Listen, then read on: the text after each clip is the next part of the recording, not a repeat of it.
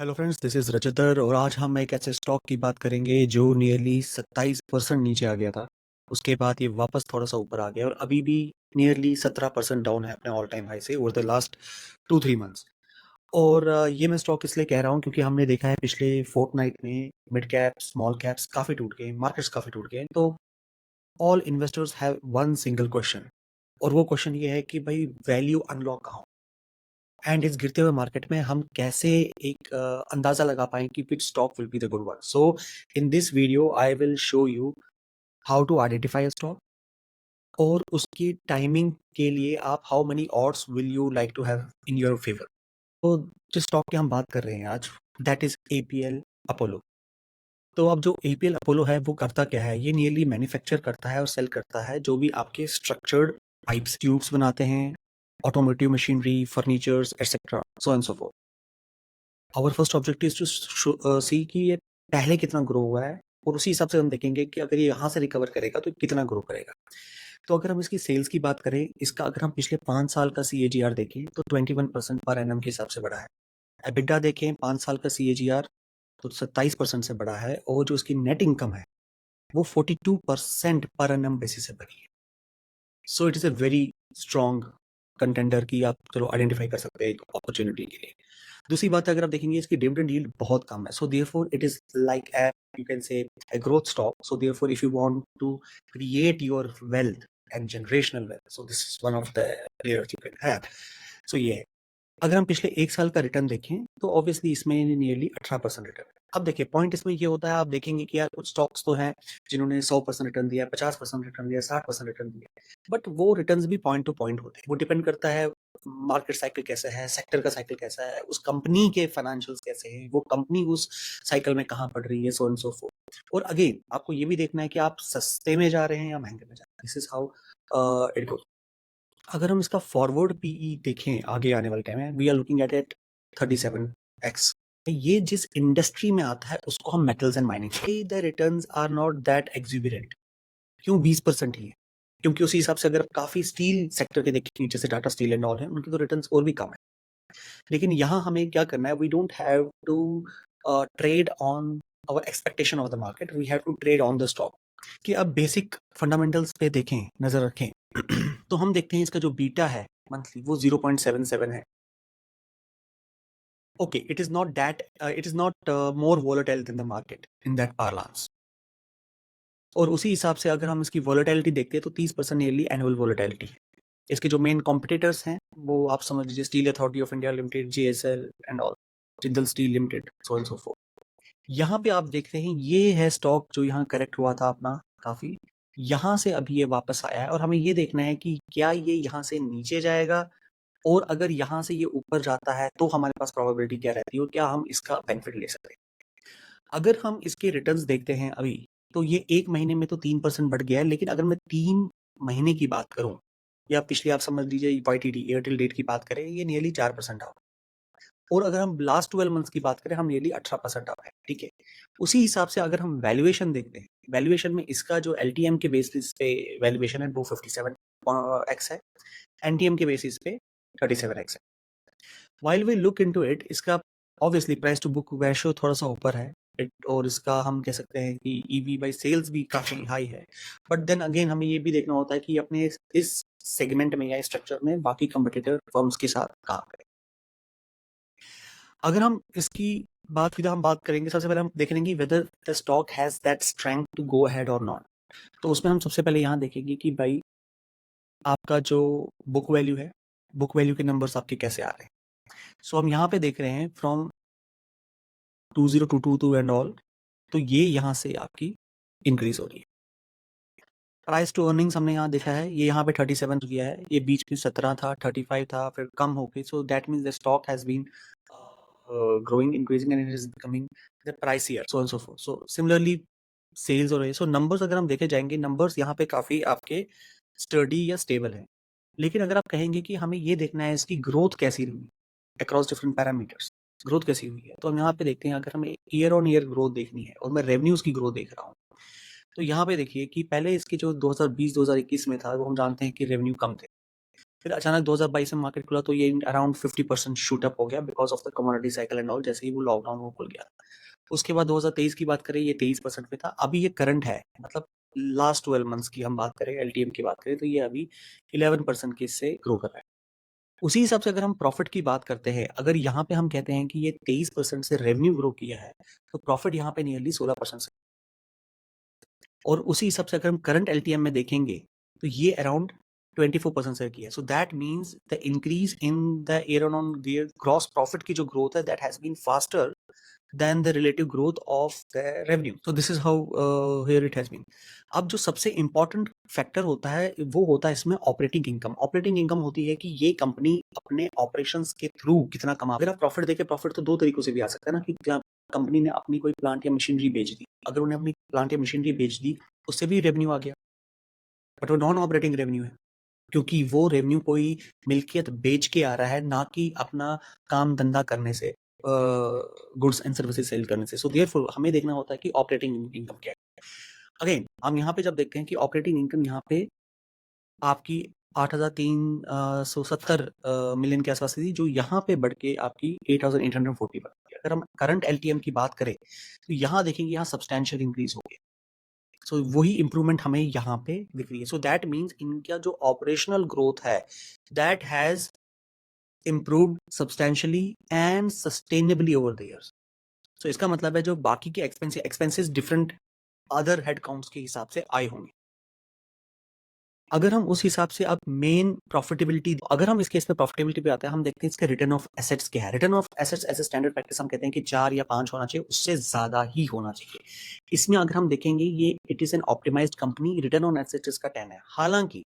हालांकि इसने यहाँ से अपना रिटर्न ऑन एसेट्स 2019 से लेके यहाँ तक अपना रिटर्न ऑन एसेट्स इंप्रूव किया था सब्सटेंशियली, लेकिन यहाँ पे 3% की गिरावट आई है। लेकिन अब ऑब्वियसली इसके साथ जब हम रिटर्न ऑन इक्विटी की बात करते हैं, वो शायद इसलिए भी हो सकता है क्योंकि सेक्टर स्पेसिफिक इश्यूज हो सकते हैं, और इसका आपको जो एक्चुअल इंटरप्रिटेशन मिलेगा वो होगा जब हम इनको बाकी पेयर कंपनीज के साथ, स्टील और मटेरियल्स के साथ कंपेयर करें। रिटर्न ऑन इक्विटी की बात करें, वो नियरली 12 या अबव होना चाहिए अगर आपको किसी भी ग्रोइंग कंपनी में आता है। 12 की जगह ये ऑलरेडी 23 पे ग्रो कर रहा है, सो इट इज गुड। अगर हम पिछले 2-3 साल का देखेंगे कि it has been growing and increasing sustainably on the return on equity. तो टोटल कैपिटल है उसका अगर हम देखें तो टोटल कैपिटल का return on total capital is around 15.96, which is also very good as per the industry standards.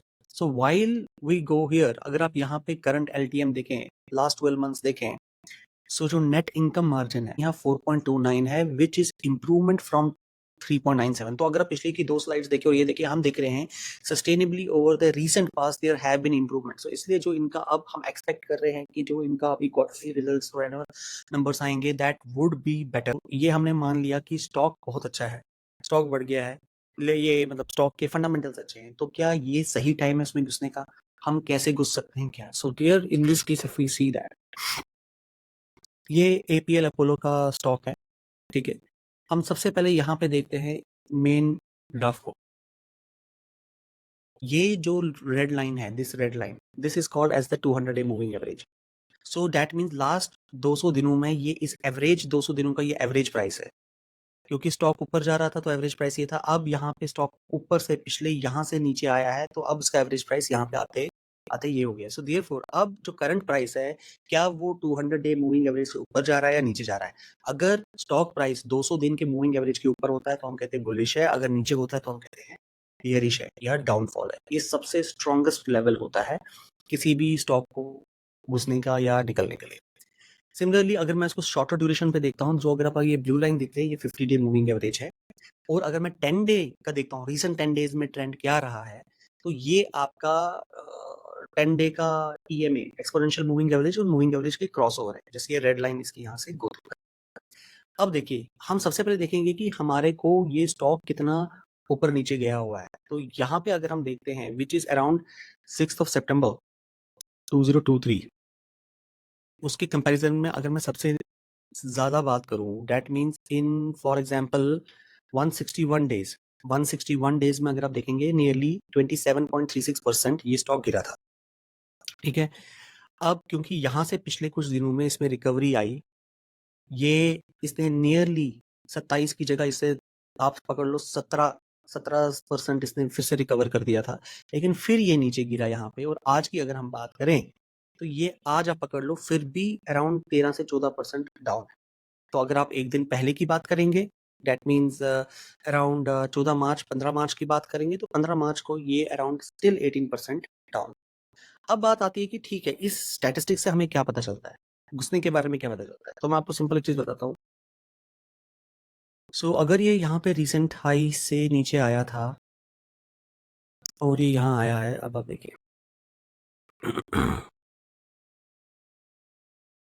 ये इसकी सबसे क्रूशल लेवल है 0.516 और ये है 0.618।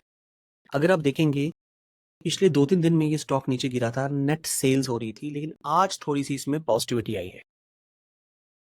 आज पॉजिटिविटी आई है, वॉल्यूम बढ़ा है। यहाँ पे अगर आप ग्रीन देख रहे हैं, ये बाइंग सिग्नल है। बाइंग सिग्नल क्यों है? क्योंकि आज ये प्राइस जो स्टॉक आज आप पकड़ लो नियरली 5% एपीएल का बढ़ा है, उसने क्या किया है, 50 डे मूविंग एवरेज को नीचे से ऊपर काटा है। अगर 50 डे मूविंग एवरेज को नीचे से ऊपर काटा है तो इसका मतलब ये है कि 50 डे पीरियड में अब ये बुलिश है, शॉर्ट टर्म पीरियड में बुलिश है, ठीक है। लेकिन साथ ही साथ इसने पिछले 200 दिन का भी अपने एवरेज प्राइस को तोड़ा है। तो इसका मतलब है, अगर आप इसको, मैं आप इसी चीज को एक लंबे पर्सपेक्टिव में आपको एक ईगल आई व्यू दिखाऊं, तो ये देखिए आप,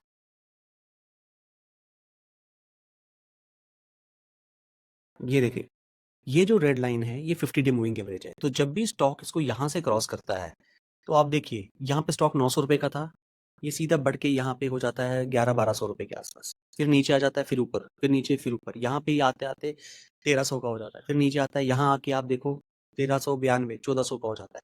फिर यहाँ से ये लगातार बढ़ रहा है और 200 डे मूविंग एवरेज के ऊपर कंसिस्टेंटली है, और यहाँ पे आप देखिए 1300 से बढ़ के 1700 1800 के आसपास हो गया। अगेन ये नीचे आया। अब यहाँ पे अगर हम देख रहे हैं, आप यहाँ पे जो देख रहे हैं, ये यहाँ पे इसको क्रॉस ओवर नीचे करके लॉन्गर ट्रेंड लाइन जो 200 डे मूविंग एवरेज की है, उसको नीचे से काट के ऊपर जा रहा है। तो अब सवाल ये आता है कि अगर अब ये इस ट्रेंड को सस्टेन करता है, जिसके लिए सबसे स्ट्रॉन्ग रेजिस्टेंस है उसकी 0.5, विच इज 1561 1561.15, अगर ये इस लेवल को ब्रीच करके, अभी ये इसको सिर्फ टच कर रहा था हार्डली, अगर ये इसको ब्रीच करके ऊपर जाता है और उसके बाद जो नेक्स्ट लेवल है 0.618 को ब्रीच करके ऊपर जाएगा, तो आप ये पकड़ लीजिए इसका जो नेक्स्ट टारगेट होगा वो 1655 होगा, और उसके बाद जो नेक्स्ट होगा वो आप पकड़ लीजिए 1776 होगा, और वो ये जाएगा ही जाएगा अगर उसको ब्रॉडर मार्केट का भी सपोर्ट मिलता है और अगर कंपनी के मैक्रो इकोनॉमिक्स खराब नहीं हो। अब यहाँ पे तो हमें समझ आ जाता है कि चलिए 200 डे मूविंग एवरेज या 50 डे मूविंग एवरेज में बाइंग सिग्नल आ गया है, लेकिन फिर हमें ये भी देखना है कि क्या इसमें बाकी कोई कंफर्मेशन सिग्नल्स मिल रहे हैं। अगर हम इसकी बात करते हैं, यहाँ पे परसेंटेज आर इसने नियरली बाई सिग्नल कंफर्म कर लिया है।